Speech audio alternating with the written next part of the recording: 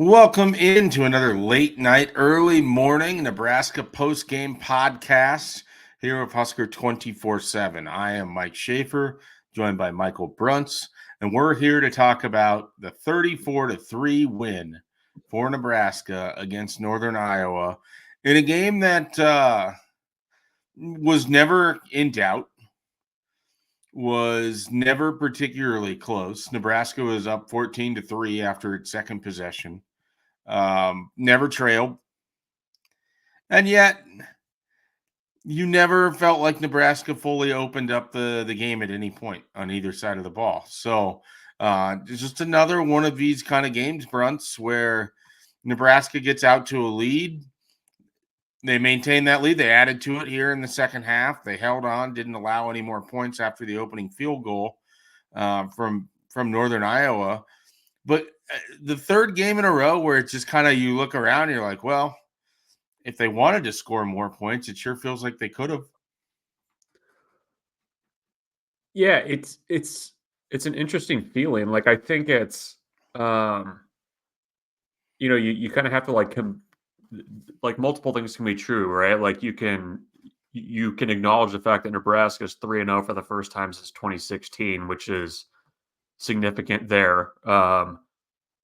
There's been, the Colorado game, I guess. I mean,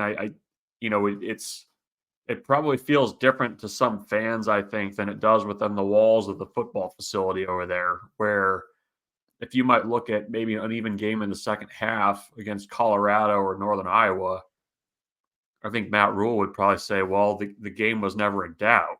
I mean, I see this some places where, guys, they need to work on their killer instinct. Well, I feel like Nebraska's staff would say, well, killer instinct is when you basically snuff out the game. I mean, there hasn't been, much in doubt late in this one, except, the biggest thing in doubt tonight was whether or not Northern Iowa was going to punch that in and ruin a lot of people's parlays. But it's just kind of one of those games that it's kind of tough too with the way it played out, where you had the 10-minute drive in the first half by Northern Iowa, first quarter by Northern Iowa, where it felt like death by a thousand cuts, and they got 3 points out of it.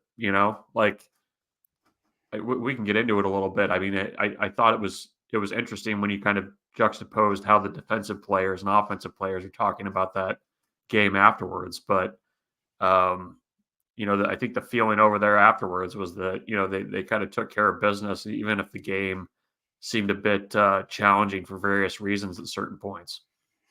Yeah, let's dive into it. Let's start on the defensive side of the ball, and then we'll work over to offense. It's one of those where it was a weird game right from the onset because Nebraska scores relatively quickly, and then touched the ball with like 20 seconds left in the first quarter. Is that about right? Yeah, it was It 10 minutes and 8 seconds was how long that drive was. Yeah, and so they didn't really get much of an opportunity outside of their first drive to really do much in that first quarter, and that's a long time. 10 minutes of game time, probably 35 minutes of real time. You're just standing on the sidelines. Like that's sort of an unusual circumstance, and a lot of it was just because it didn't feel like Nebraska started with a whole lot of juice defensively. You compare that to where it was the Colorado game, where the first 3 plays you couldn't have dialed it up any better for Nebraska. Iowa, I thought, did a nice job keeping the defense off balance, breaking through some of the arm tackles or some of the, Nebraska felt like didn't do a great job wrapping up early on. When they were in the defensive or when in the offensive backfield, they were almost over pursuing Bruntz. I thought Northern Iowa did a nice job of slipping runs in between. You'd get Nash or Ty or one of those guys upfield too much, and then they'd be hit with what was kind of a draw, I guess. I just thought Northern Iowa had a nice game plan, and it took Nebraska a little bit to adjust to it. But when the starters did, you go look at that second half, that third quarter, Northern Iowa wasn't doing anything. I mean, they were 1 of 6 of passing for 8 yards. I think they ran the ball for like 32 yards on 11 carries. They got 40 yards total in the third quarter, and Nebraska just kind of bottled them up and forced the interception. I thought they played well. You wanted to see some adjustments in the second half, and I thought they kind of did that. I thought John Bullock actually, and you gave your game ball to him, so I'll let you talk about him here in a second. I thought John Bullock was noticeably flying around again in the second half, kind of like he was against Colorado. He had a sequence of big plays in a row, one with a tackle for a loss where he helped kind of chase down the quarterback, then follows it up with, batting a ball in the air on what was a nice defensive pass breakup that really kind of just ended whatever momentum they might have had kind of at that point. So I thought Nebraska responded well after starting slow. I thought the defense played well in the second half, the starters especially. Fourth quarter, you had more of your backups in. I think they had almost half of their passing came in that one quarter alone, or not quite half, but 2/5 of their passing came in one quarter alone. But for the most part, Nebraska's defense, after kind of a slow start of feeling their way into that game, responded how you would want, in my opinion. I mean, I thought they got better as the game went along, which is sort of, the idea too. Like if you start slow, it doesn't mean you have to play slow throughout. Eventually, you wanted to see them start to play better, and I thought they were doing that in the third and fourth quarter. Yeah, no, I'd agree with that. I mean, I think, Ty Robinson, I thought, put it pretty well where he said, I thought we played okay. It wasn't up to standard, but, you give up 3 points, made some adjustments in the second quarter and early in the third quarter that I think kind of helped shut things down a little bit. The frustration I think on the part of the defensive staff and Matt Rule especially was there was a lot of leaky yards in that game. The tackling was not very good early on, and part of that, I mean, Northern Iowa's got a running back that's 230 pounds. Yeah. I thought they did a pretty nice job of just running hard. They were physical up front, which was a little bit of a different look than what Nebraska had seen from Colorado or UTEP. And I think you kind of they were hearing it from the coaches on the sideline a bit, especially early on with the way that thing kind of moved in the first quarter. So, I agree with you on Bullock. I mean, I think they missed Mekhi Bayer out there in the first half. I think, he's one of their more sure tacklers. I think he's also, kind of an emotional leader that the guys kind of feed off of a little bit. I mean, before the game, I mean, you compare that atmosphere with what it was last week. I mean, I don't know how there wouldn't have been a little bit of a hangover from that game.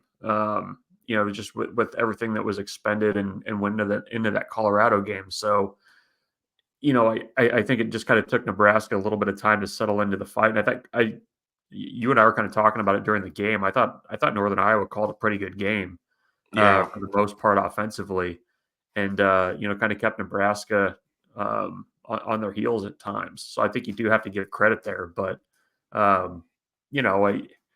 you look around college football the last couple of weeks, it's tough to win sometimes, and especially against teams that are, even if teams are overmatched.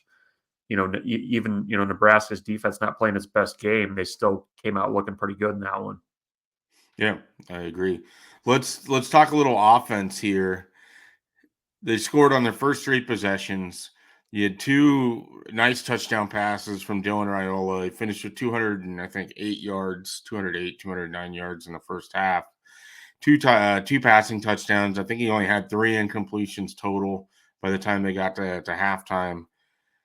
He looked like he was in complete control of that game, and that's what you want to see. Like they have so much more talent, and it felt like if Nebraska wanted to play that game, where they're like, you know what, we're going to open it up, we're going to throw it 45 times. I think they could have put up a ton of points on that secondary. I thought that was there, and in the second half, they sort of went away from it. They didn't throw a lot, they didn't do a lot. They did take that one shot, and it was there. Could have been a touchdown.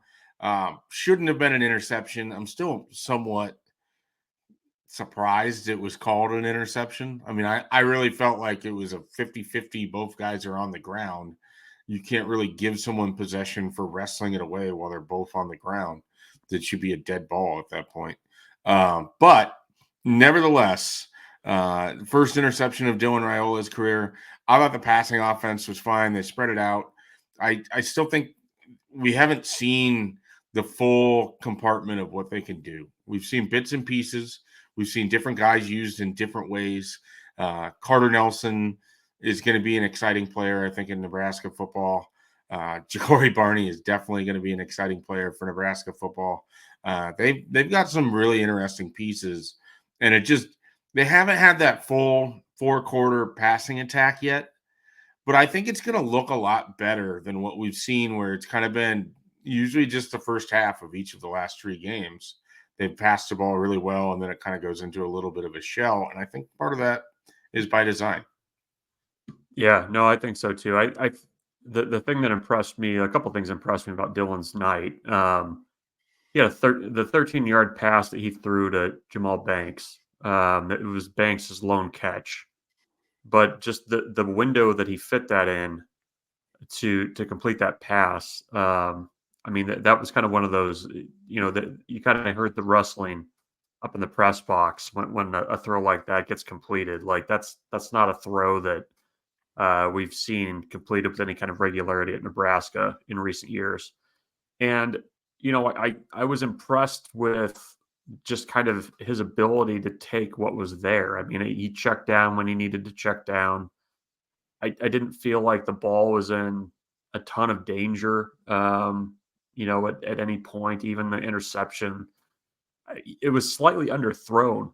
I think a little bit, or had a little bit too much air under it, because I think Lloyd had a step or two, but they spread the ball around. You saw a little bit of Isaiah Nair. They're obviously going to try to feature Ja'Cory Barney more, as they should. And, I think it's a pretty democratic approach to the passing game. And, I think you'd like to see, if they can take the deep shots a little bit more. It felt at times too like they were almost just kind of trying to put things on film a little bit too, to make teams have to prepare for it. And You mean the Heinrich Harburg series specifically? yeah, I don't know if that's just going to be a one-off though. He talked afterwards, and they've been building more in there for him. So, what did you call it? The hat trick with A multiple A's? hat trick from Hat trick, Harburg.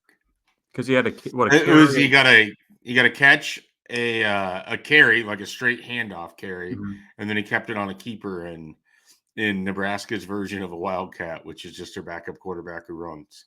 Yeah, It was I like seeing it. I think he could be in Big Ten play. I think he could be a useful weapon in the red zone. And they have a lot of different they have so many different ways that they can go at you in the red zone that they should be better at finishing drives. And I think they will get there. I don't think it was the worst thing in the world to kick 2 field goals on Saturday night, made but him. they made them both. And I think that's really important for at least one person. But I think they have a lot of different ways that they can go about things in the red zone, and that should make them a dangerous team. But sometimes you're so multiple that you're not particularly proficient at any of them. So what I would love to see is just sort of kind of a paring down as they go through the season to figure out, okay, this is how we best want to attack you in the red zone. This is options 1, 2, and 3. And hopefully you don't have to have options 5, 6, 7, and 8. I don't know what happened to option 4. He just got ignored. Yeah, poor 4. 6.5 a carry for the offense. 142 rush yards. Does that concern you at all? No. You know why? Because they did it on 22 total carries, right? Yeah. Yep. And the highest amount of carries any one running back had was 6. This was very much this wasn't a volume game. Like that's so part of the problem is that you want to assess like, oh, they only ran for 140 yards. Well, they only carried the ball 22 times. They only had 46 offensive plays or whatever it was. 48 is what they ended up at. Yeah. 48. So um we can nitpick all we want about, well, they could have done this, they could have done that. I mean, they only ran 48 plays. That might be the least amount of plays they will have in a game this season. And some of that is their defense couldn't get off the field. I mean, I didn't mention that. They were at one point had allowed 50% on third down to Northern Iowa. Now they won the last 4 third downs coming in the fourth quarter to kind of expand that out to 6 of 16. But they weren't able to get off the field, which means your offense isn't able to do as much. But again, they scored on 5 of their first 6 drives, scored on 8 of their 10 total or 11 total like drives throughout the game. So I think there's a reason to be how many, what did I say, 8? It would have been 6 of their 9 drives. I can't do the math. I shouldn't be doing math this early in the morning. But I feel like they did well. Like they didn't blow the doors off. They could have played better in a lot of different ways. But I just don't see that there's any value in nitpicking 6.5 yards a carry or whatever it is on 22 carries. Like they just didn't, no one finished with a gaudy stat line because they just didn't have the opportunity to really do that. Yeah. No, I mean, it's very much was one of those games where it was just like, get in, get out. I mean, even defensively, some of the numbers you take with a little bit of a grain of salt. I mean, you had clear third team guys were in there in the third quarter up front. I actually thought some of those guys looked okay. I mean, I still would love to see more Kai Wallen in there regularly. I mean, I think he's flashed in the last couple of games. Would love to see more James Williams. I mean, I know they're rotational pieces, but I think those guys coming along has been very noticeable through the first 3 games of the season. Special teams we haven't talked about yet. It was kind of a rotating cast of characters there. You had Tristan Alvano was handling the kicking responsibilities. Brian Buschini kicked off. Hole kicked off. He had to change it. Long snapper. What did you kind of make of things? You had the roughing the kicker that extended a drive, but I mean it's a work in progress. I think is probably still fair to say. I do wonder if, like you said, the value of 2 field goals going through for Tristan Alvano was probably pretty important in the big picture, I think. Yeah, I would like to be at the point, and maybe Nebraska's always going to go for it on its 4th and 4, and it's a 45-yard field goal because they trust their offense, and if it doesn't work out, they certainly trust their defense. So maybe that's just who they're going to be. But at some point, I want them to have enough confidence and Tristan to have enough confidence that we can see him attempt a field goal from beyond 40 yards. Not only see him attempt it, but make it. I think that's going to be a valuable thing for him. I still believe in that kid's leg and that talent. I mean, we know what we watched when he was a senior in high school. Pretty much anyone who's a Nebraska fan is familiar with what he did in the Class A championship game in that stadium, making 5 field goals, including the game winner. Like, this is a guy who understands pressure kicks.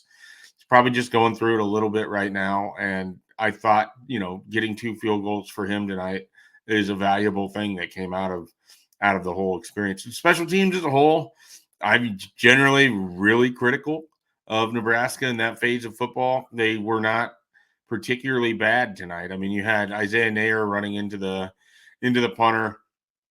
Probably shouldn't have happened. I think they only had 3 penalties tonight, which is a good sign for Nebraska football. And one of them was that. Otherwise, their kickoff coverage unit scares me a little bit. They do the thing where they want to kick it to the 5 and force a return and just sort of, make teams gamble. You got to cover that. You got to cover well. I mean, that the start of that Northern Iowa drive to open the game, or excuse me, after Nebraska's first touchdown started at, I think, the 31, because you kicked it off to the 4 or the 5 and then allowed a 26-yard return. Like, you just can't have that. Like, that's I don't even know if I would call that hidden yardage. Like, that's right there in front of your face. And then we know how valuable it is for Nebraska if they have one of these teams just backed up. I mean, we saw it again. We saw it with Colorado. We saw it with UTEP. We saw it tonight with Northern Iowa. Memorial Stadium can be a difference maker when it's loud. You've got a team backed up deep, so the coverage unit has to get a little bit better. It's 2 weeks in a row where there's been pretty sizable return that you could just see as the ball was in the air. Guys were not in the right place, and that there was going to be some creases there. And there's good enough players in the Big Ten that can take advantage of that in special teams. And so, that's really the only complaint. I mean, Brian Buccini he had the night off. What do you think it was like for Buccini? He never got to, do you think he's just like secretly hoping Nebraska goes 3 and out so he can get a punt in? Like, is it one of those where you're never going to say it out loud, but he's like the relief pitcher who's kind of hoping that maybe the guy in front of me gives up a couple runs, I get to come into the game here for a hold situation. Yeah. Something like that. Might have been. He to your point about average starting field position was the 25 for each team. They were even in that category. But yeah, it's the special teams will be interesting once they get into Big Ten play and you start playing closer games and how that kind of affects things. I thought Garcia Castaneda again. I think it's probably being overlooked a little bit what he's done to kind of quell whatever issues they've had at the punt return position for a while by just catching the ball and like just sound decision making for the most part through 3 games. So that I think that's been a plus on special teams. But we're probably very quickly turning the page to conference play. It's a short week. Nebraska's going to get right into Illinois preparation with the game coming up on Friday. Did you learn anything more about Nebraska tonight that you didn't already know? No, not really. I mean, I already was pretty enamored with Dylan Raiola. I didn't need the first half to make me even more enamored with him. I feel like Nebraska has a multitude of weapons. I think part of that multitude is they don't necessarily have that one go-to guy at wide receiver. I think the closest that they have, or at least the guy it seems like Raiola is the most comfortable with, is Isaiah Nair. I'm beyond ecstatic for what this offense looks like down the line with guys like Ja'Cory Barney and Carter Nelson and Jalen Lloyd. But in terms of what anything means for Illinois coming up, no. I mean, my prediction for this game was a 38-0 kind of a ho-hum, get in, get out, get it over with. Nebraska ends up winning 34-3 in a ho-hum, get in, get out, get it over with type game. Like, I don't think that this is going to be the type of team that like gives a hoot about style points, really. I don't think Matt Rule does, which is maybe bred from an NFL mentality too, where you don't apologize for wins. You've got a big enough lead, you sit on the ball, you play conservative, and you try to keep everybody healthy before the game ends. So I didn't learn anything. Is there anything new that you uncovered in tonight's festivities? No, I mean, I think continued offensive efficiency is somewhat of a storyline here. I mean, Nebraska was 4 of 7 on third downs, which I mean, that's not a huge number, but for another game, their average third down distance to go was 4.9 yards. Like it's felt like they've done a really good job through 3 games of kind of staying on schedule. And if it's third down, it's going to be third and manageable. I mean, there really have not been a lot of third and longs that they've faced early in the season. So I think that's impressed me the most is that, even if the running game's not going perfectly or, they're not, murdering opponents with deep balls, they've at least been able to kind of keep things moving a little bit. I think that's really big going into Big Ten play. So, and I think defensively too, I think they won in a different way than what they have. I mean, it wasn't just the, complete, choke your opponent out kind of thing. But, if this is what we consider a ho-hum game for Nebraska's defense, I mean, I think they'll take that anytime it's offered. No doubt about it. Here's what they're saying on the Husker 24/7 message board. Wyo Braska, took care of business after spending a ton of emotion on a night rivalry game. I thought that too. I mean, I really felt like Nebraska defensively just didn't have quite the same juice. I think that'll be different when Illinois comes to town on Friday. I think Memorial Stadium is going to be rocking on Friday night. That's actually for a game that I don't know that anybody wanted on Friday night. It actually has worked out really well. We're going to have a lot of national eyeballs on that, I think, too. So that's not a bad thing. Scarlet and Cream, solid win. Lots of things to work on for both sides of the ball. Kind of a consistent theme throughout a lot of these messages. Lamb Chop 1994, about what I expected after an emotional win. Executed really well in the first half. Rule himself said they had passing stuff they wanted to work on. I wish we just pound it more because we can, but I can't complain overall. Glad UTEP and UNI were games where our backups played a lot. Was there anyone who got in tonight, Bruntz, that you were surprised by? Not surprised, but I think it's worth mentioning that Brody Tagaloa got in that game tonight. Yeah, that's a good story. That's cool. Of course, he missed all of last season after a pretty bad car accident out in California. Has been rehabbing like crazy, and Matt Rule had said earlier in the season that they were hoping to get him into this game against Northern Iowa because that was kind of the time frame that matched up with his recovery, and he got in there in the end of the second quarter, maybe early third quarter. He played a couple series, so I know some teammates that had kind of been there for him were pretty happy to see him out there again because I think last season he was probably set to be a 15 snap type guy on that defensive line before the car accident. So, we'll see what happens there. I'm trying to think if anybody else really surprised me. I thought Mario Buford, I thought, played well when we saw him, yeah, in the fourth quarter, kind of running around making plays out there on the edge. yeah. And Heinrich Harburg, aside from the hat trick that you mentioned, I thought he led a pretty efficient drive. I mean, checked down well, I thought, to Emmett Johnson. I think in the couple times we've seen him so far this season, it hasn't been like high stress, high stakes stuff, but he's looked improved, and I think that's a good sign for Nebraska's development too. I want to give a quick shout out to Emmett Johnson for always seemingly maximizing any opportunity that he gets. That was a really nice touchdown run that he had at the end of that game. Nebraska didn't need it because the game was already in doubt, but a nice little punctuation mark, exclamation point. Exclamation. I don't know. I need to be done talking. It's 12:30 in the morning, so we're going to go ahead and wrap things up here on the Husker247 Postgame Podcast. Bruntz, do you have any final thoughts you'd like to leave the good folks at home with? I don't. But lots of coverage from tonight's game at Husker 24/7's and Ja'Cory Barney chit chat. Carter Nelson talking his first career touchdown as well. Report cards, game balls, it's all there. Couldn't have said it any better myself. Get to Husker 24/7. Got plenty of coverage from the game. We'll have plenty of coverage on Sunday as well. And of course, leading up to the conference opener against Illinois on Friday night under the lights at Memorial Stadium. Husker 24/7 will be there, and we'll have everything you want and need leading up to it. Check out Husker 24/7. We'll catch you next time.